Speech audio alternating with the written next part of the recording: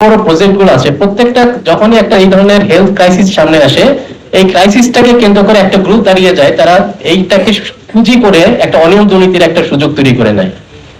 আমরা ডেঙ্গুর সময় দেখেছি, মানে এত অদ্ভুত অদ্ভুত ধরনের বাংলাদেশে অনিয়ম দুর্নীতি হয়, মানে সেটা অকল্পনীয়। আমরা এমন প্রতিষ্ঠান যারা অটোমোবাইল নিয়ে কাজ করে তাদেরকে আমরা মাস্ক কেনার টেন্ডার দেই, যারা ডকিয়ার্ড ইঞ্জিনিয়ারিং বা ওয়ার্ক নিয়ে কাজ করে তাদেরকে আমরা ডেঙ্গুর মশার এডিস মশার কীটনাশক কেনার টেন্ডার দেই।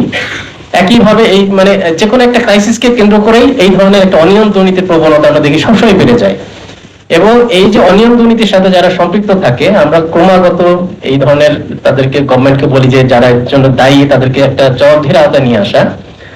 খুবই দুঃখজনক যে এই 2020 সাল 21 সালে যারা এই কোভিড রিলেটেড কেনাকাটায় যারা অনিয়ম দুর্নীতিতে সম্পৃক্ত ছিল তাদের একজনেরও বিচার হয় নাই। এই 2026 সালে এসে আবার দুদক বলছে এটা এই কেনাকাটার তদন্ত আবার করবে, মানে 6 বছরেও তাদের এই অনিয়ম দুর্নীতির তদন্ত শেষ হয়নি, আবার নতুন করে সেই 6 বছর আগের ঘটনার তদন্ত। তাহলে হাম রুবেলার যে অনিয়ম দুর্নীতি হয়েছে বা দায়িত্ব অবহেলা হচ্ছে, সেটা কি আরো 6 বছর পরে অনিয়ম দুর্নীতির মানে এইটার তদন্ত শুরু হবে কিনা? তো এই প্রত্যেকটা ক্ষেত্রে যে আসলে ক্রাইসিসটা তো একই রকম, যে কোনো প্রাদুর্ভাব হোক, যে কোনো মহামারী হোক, ক্রাইসিসটা একই রকম আমরা দেখি। কিন্তু সেই ক্রাইসিসটা সমাধানের জন্য যে সুপারিশগুলো আমরা আমাদের প্রতিষ্ঠান সহ এখানে অনেক এক্সপার্টরা প্রতিনিয়ত যে সুপারিশগুলো করে থাকে, প্রত্যেকটা সরকার হোক বা বিভিন্ন মন্ত্রণালয় হোক বা দায়িত্বপ্রাপ্ত প্রতিষ্ঠান, তাদের রেসপন্সিভনেসের একটা বড় ধরনের ঘাটতি থাকে।